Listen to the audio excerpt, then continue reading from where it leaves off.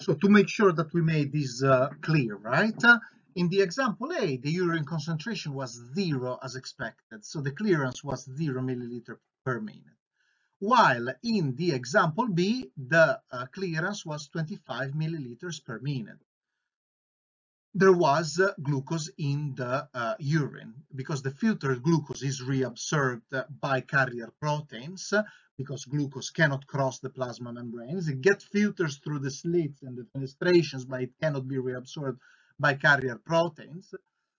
It can only be reabsorbed by carrier proteins, and once you saturate the carrier protein system, then it will not reabsorb it anymore. So when the plasma glucose levels are high, such as, I was supposed to ask you the question, but such as in diabetes or hyperglycemia in general, then that is a sign of a disease. So we're going to talk about the tubular transport in great detail next week. So for now, just be happy with knowing that glucose is and other substances are reabsorbed in the tubules. And that, of course, these reabsorption systems are saturable. You know, it's not indefinitely going, so to speak. But what is important is that you basically know the concept of clearance as the ratio between plasma concentration, urine concentration, and the volume of renal plasma flow. Don't worry if you don't get it straight away. We're going to have a whole workshop on this where you can exercise your abilities, and you're going to get it. So why do we care about clearance? Well, the truth is that it's really, really hard to work out the kidney function, especially in clinics, right? We can't do a biopsy of kidneys every time, right? So we need to find an easy enough way and accurate way to estimate the function of the kidneys. So, and the reason why we do that is because problems with kidney function can lead to loss of nutrients, failure to remove toxins. It may change the efficacy of a drug, and finally, last but not least, it will reduce the ability to regulate in the long and the midterm the blood pressure. So let's start from the glomerular filtration rate, which then will tell us, how we can measure clearance and how that is a measure of kidney function. So the glomerular filtration rate is the rate of freely filtered blood from the capillaries into the Bowman's capsule. Okay? Now, if a substance can freely go from the blood capillaries into the Bowman capsule, okay? Then if this substance is neither reabsorbed nor secreted by the tubules, and it doesn't have an effect on the metabolism kidneys, then at that point, the renal clearance of that substance will reflect the glomerular filtration rate, okay? So we don't have a way to directly measure the glomerular filtration rate. It's not like we can easily take samples of filtrate, yeah, and look at the ratio of different substances between the plasma and the filtrate. However, if a certain substance has the three characteristics I said, so freely filtered from the blood capillaries to the Bowman capsule, is not reabsorbed nor secreted by the tubules, and it doesn't affect the renal metabolism, so it doesn't accelerate or decelerate the renal metabolism, then we can conclude, we can infer that the clearance of that substance corresponds to the glomerular filtration rate. So, for example, substance that has these features is a polysaccharide, such as inulin, or creatinine, which is produced fairly constantly in the muscles. And creatinine, in fact, is usually, the ratio between creatinine in the urine and the creatinine in the plasma is typically used as a clinical estimate of the glomerular filtration rate. So if there's a problem at the level of the filtration, okay?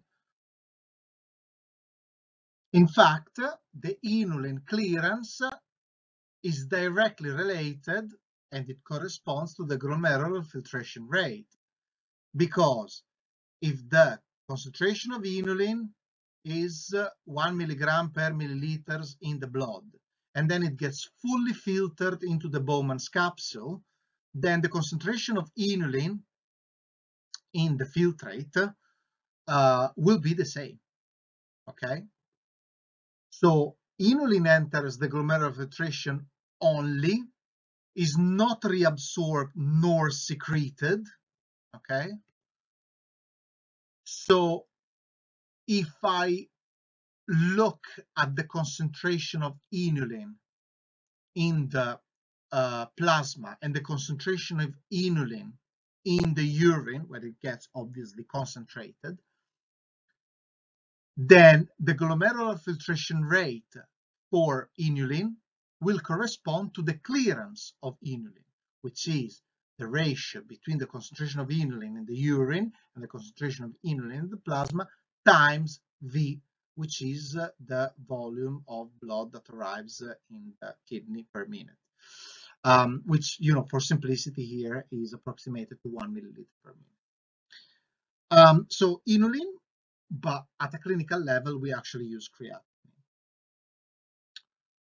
Okay, after filtration, reabsorption and secretion occur.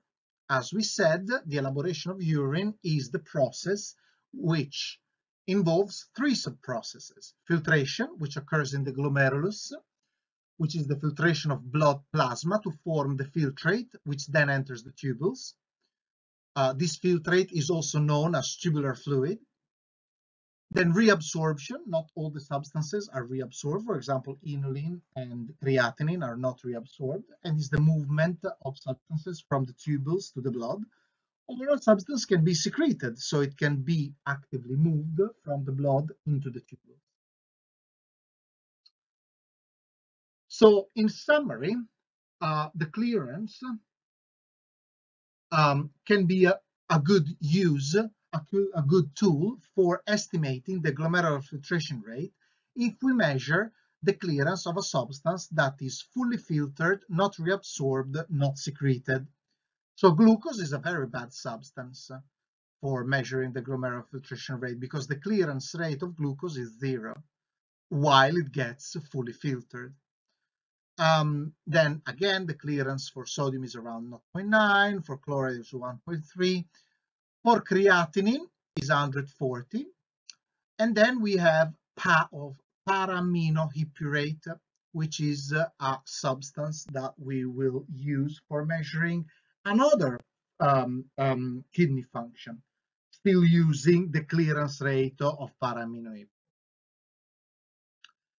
That is the effective renal plasma flow, or ERPF, effective renal plasma flow, which is a measure of renal function, and it can be found as a measure of clearance. Okay, so the clearance of a substance corresponds to the effective renal plasma flow if that substance is 1, freely filtered from the blood capillaries into the Bowman capsule, 2, secreted but not reabsorbed by the tubules, and of course doesn't increase nor decrease the renal metabolism. Repeat, the clearance of a substance can be used as a measure of effective renal plasma flow if it is freely filtered from the blood capillaries into the Bowman capsule. It is secreted but not reabsorbed by the tubules, and it has no other effect on renal metabolism. It is to understand, right? because then you have the two components. You've got of the blood that inputs into the kidney, the one that goes into the glomerulus, the one that goes into the vasa recta. Okay, so since the substance, is freely filtered and secreted, that will be a direct indication of the effective renal plasma flow. So the clearance of a substance that is freely filtered, secreted but not reabsorbed, and doesn't alter the renal metabolism correspond to the effective renal plasma flow. And this is the case of para-aminohypurate. Para-aminohypurate is freely filtered, is secreted but not reabsorbed, and it doesn't affect the renal metabolism. Okay. I'm not going to mention anymore what is the clearance. The clearance is the concentration of a substance in the urine divided by the concentration of a substance in the plasma times the rate of urine production in milliliters per minute. So the PA clearance, the para-aminohypurate clearance, corresponds to the renal effective plasma flow. Okay. So the renal plasma flow is the fraction of plasma through the kidney that is filtered. So the filtration fraction divided by the renal plasma flow. Okay. Sorry, then the filtration fraction is equal to the glomerular filtration rate divided by the renal plasma flow. In healthy organisms, the plasma volume is around 3 liters. The glomerular filtration rate is around 125 milliliters per minute, which means that the glomerular filtration rate is 180 liters per day. So the entire plasma is filtered and processed by the kidneys around 60 times a day, generating 1.5 liters of urine. So the glomerular filtration rate is actually tightly regulated. If it's not regulated, the kidneys may not be able to regulate the internal environment. So the changes in glomerular filtration rate can in particularly affect, amongst the other things, the concentration of sodium. And so the changes in tubular sodium is sensed and used to adjust the glomerular filtration rate. The neuronal control of the glomerular filtration rate from the sympathetic nerves, which regulate, of course, the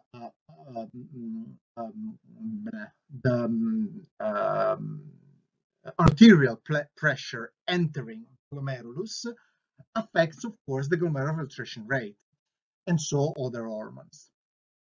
In the third lesson, we will see actually how sodium is controlled and how these can lead to the regulation of the glomerular filtration rate. So, to sum up for this week, the urinary system consists in kidneys, ureters, bladder, and urethra. The kidney itself has 3 regions: the cortex, the medulla, and the pelvis, also known as hilus. The functional unit of the kidney is known as nephron, and it has many tubules and associated vessels. The unique characteristics of the epithelial cells in the tubular portion of the nephron allow each region to carry out the function, and it's usually a brush border, and this function is mostly reabsorption and secretion. The step 1 of the urine production is the filtration in the glomerulus. So 20% of plasma is filtered into the Bowman capsule, and then the tubular fluid gets collected into the proximal tubule. In the step 2, in the proximal convoluted tubule, there is the obligatory reabsorption of all filtered glucose, amino acids, sodium chloride, and bicarbonate, and that's where the process of secretion takes place. In the step 3, the loop which occurs in the loop of Henle, that's where the osmotic gradient is created by sodium chloride reabsorption into the interstitial fluid, while the tuck junction prevents the movement of water.